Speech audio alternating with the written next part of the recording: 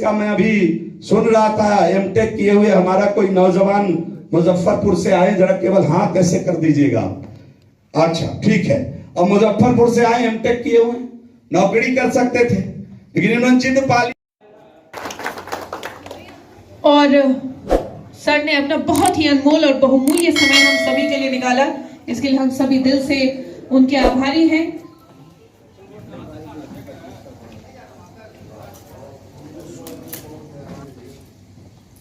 और इसी के साथ साथ मैं बहुत ही वार्म वेलकम करना चाहूंगी, आज के बीच हमारे बीच उपस्थित हैं एक बहुत ही प्रेरणादायक पर्सनालिटी जो कि है one and only the national president of our organisation human rights and social justice, Rohit Kumar Singh ji. तो एक बार उनका भी बहुत ही वार्म वेलकम होना चाहिए। जैसे कि आप सभी कह रहे थे कि उन्होंने ही आज ये बहुत ही अनूठा मंच आप सभी को प्रदान किया है। आप सभी अलग अलग क्षेत्रों में, देश के अलग अलग कोनों में काम कर रहे थे, पर आप सभी को एक मंच पे लाने का, एक साथ जोड़ने का ये जो बहुत ही अनूठा प्रयास है, एक बहुत ही सुंदर और नायाब, और उनके परिवार के जितने भी सदस्य आज यहाँ पे दर्शकगण के रूप में उपस्थित हैं, आप सभी से ये अनुरोध है कि कृपया करके थोड़ी जबरदस्त तालियां बजाएं, क्योंकि बहुत ही सुनहरा पल है। It's a very very glorious and very very auspicious moment, and we are here to make this moment even more special and even more memorable. हम लोग सभी आज यहाँ पे एकत्र हुए हैं और एक आदर्श दर्शक होने के नाते आप सभी के ऊपर ये बहुत ही महत्वपूर्ण जिम्मेदारी है कि इस क्षण को और भी ज्यादा सुंदर और भी ज्यादा यादगार बनाए। वो कैसे बना सकते हैं? जब आप सभी भी इस पल में सम्मिलित होंगे और जबरदस्त तालियों के साथ इस पल का अभिनंदन करेंगे, स्वागत करेंगे। और चलिए, दीप प्रज्वलन की विधि संपन्न हो रही है और मैं यही कहना चाहूंगी कि आओ मिलकर दीप जलाएं, आओ मिलकर दीप जलाएं, तमस को दूर भगाएं, अंधेरों पर पाकर विजय, आत्मविश्वास की एक नई लौ जलाएं। और आत्मविश्वास की एक नई लौ जो है प्रज्वलित हो चुकी है, आलोकित हो चुकी है। तो बहुत बहुत बधाई, बहुत बहुत शुभकामनाएं आप सभी को। और मैं चाहूंगी एक दृढ़ आत्मविश्वास और एक दृढ़ संकल्प के साथ आप सभी आगे बढ़े और आप सभी को बहुत सारी ऊर्जा मिले, समाज को एक बेहतर दिशा में ले जाने की ओर। जबरदस्त तालियां होनी चाहिए। और हमारा इनॉग्रेशन सेशन जो है वो कंप्लीट हो चुका है। So now we are going to proceed towards the welcome session, यानी कि हमारा स्वागत सत्र। और इसके लिए मैं सबसे पहले मंच पे इस वक्त विराजमान श्री रोहित कुमार सिंह जी से ही आग्रह करूंगी कि वो कृपया शांति दूत सम्मान के अवसर पे गांधी टोपी, एक बहुत ही उपयुक्त सम्मान,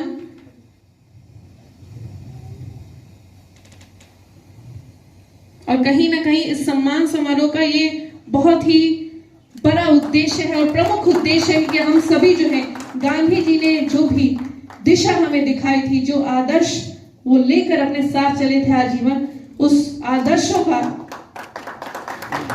हम लोग सभी पालन करें और उनके पद चिन्हों पर आगे बढ़े। और बहुत बहुत धन्यवाद एक बार फिर से माननीय मंत्री जी और रोहित सिंह जी को। और भटकते ही परिणाम निकला कि बड़ी संख्या में बेरोजगारों की फौज देश के अंदर खड़ी हो गई। और आपको मालूम होना चाहिए कि 2030 आते आते, अगर इस देश का मैं अभी सुन रहा था, एमटेक किए हुए हमारा कोई नौजवान मुजफ्फरपुर से आए, जरा केवल हाँ कैसे कर दीजिएगा। अच्छा ठीक है, अब मुजफ्फरपुर से आए, एमटेक किए हुए, नौकरी कर सकते थे लेकिन इन्होंने जिद पा ली है कि नौकरी देने वाला व्यक्ति बनना है। तो नौकरी देने वाले युवा अगर जिद पाल के आगे नहीं आएंगे तो आप जान लीजिए कि 2030 आते आते इस देश के अंदर 80 करोड़ लोग नौकरी मांगने वाले की लाइन में खड़ा हो जाएंगे। और सरकार और बाकी व्यवस्था कुछ भी कर लेगी तो इतने बड़ी संख्या में नौकरी लेकर के नहीं आ सकती। संतोष जी बैठे हुए, इनको मालूम होगा कि बिहार की सरकार 2005 में 23,600 करोड़ का बजट बनाया था, अंतिम बजट। और आज हम लोग पिछली बार 2,18,000 करोड़ का बजट बनाए। लेकिन आप जान लीजिए कि बजट 2,18,000 करोड़ का, 89,000 करोड़ हम लोग सैलरी, तनख्वाह और पेंशन और इसमें बांटते हैं। तो अब आधा पैसा तो इसी में जा रहा है।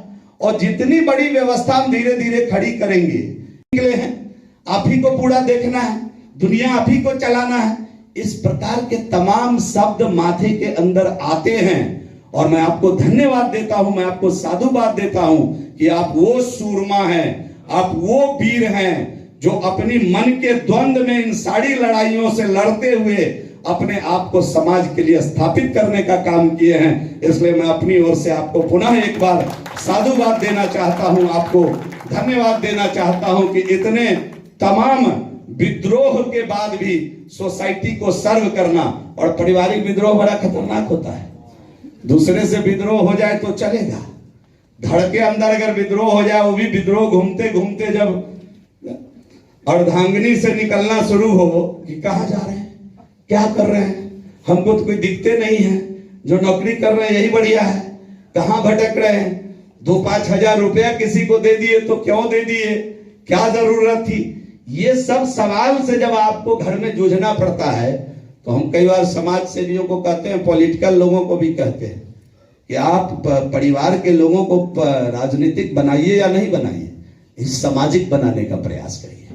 जब वो सामाजिक हो जाएंगे तो आपको इन बाधाओं का सामना नहीं करना पड़ेगा। और मैं अंतिम बात कह के, चूंकि हमको निकलना भी है, भाई संतोष भी है, बड़ा बिजी रहते हैं, न्यूज वाले लोगों के लिए तो बड़ी समस्या है भाई, लेकिन मैं अंतिम बात कहना चाहता हूं कि कैसे आपके मन का भाव अगर हो कि हमको सोसाइटी सर्व करना है तो जरा मुझे बताइए।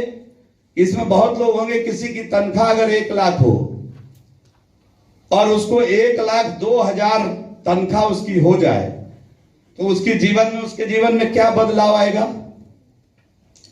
क्या बदलाव आएगा बताइए ना, कोई आदमी बता दीजिए। बहुत बड़ा बदलाव मुझे नहीं लगता आएगा। कुछ नहीं, बदलाव यही आएगा कि चश्मा रेबन का पुराना हो गया होगा तो नया खरीद लेंगे, है ना, यही बदलाव आएगा।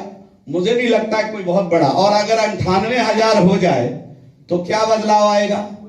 हो सकता है कि, हमको नहीं लगता है कि कुछ बदलाव आएगा उनके जीवन में। लेकिन अगर ये 2,000 रुपए निकल करके किसी ऐसे गरीब व्यक्ति को मिल जाए, महीने में केवल 2,000, अपनी तनख्वाह का 2%, 1%। कुछ लोग सोच रहे होंगे कि भाषण तो नेताजी खूब बढ़िया कर रहे हैं, अपने करते हैं कि नहीं करते। तो जो लोग बड़े करीब होंगे वो उनको मालूम होगा। हम तो जब ट्यूशन पढ़ा के, हमारे तो पिताजी बचपन में चले गए। अब हम जब 10-11 साल के थे तो पिताजी चले गए दुनिया से। तो हम तो कहीं और घर में दूसरे के पास रहकर मैट्रिक की पढ़ाई करी, थोड़ी बहुत जो समझते हैं। और मैं उसको कहना नहीं चाहता हूं कि मेरे देवता हैं जिन्होंने मुझे 6-7 क्लास से तमाम कठिनाई के बाद अपने पास रखकर मैट्रिक कराया। इस धरती के जिंदा भगवान मेरे लिए वही हैं।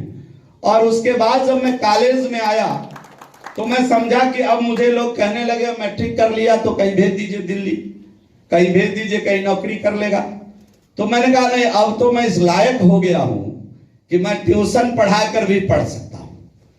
तो मैं दरभंगा, मेरा होम, संजोग से रोहित जी भी वहीं के, ये हमारा भी होम टाउन वही था।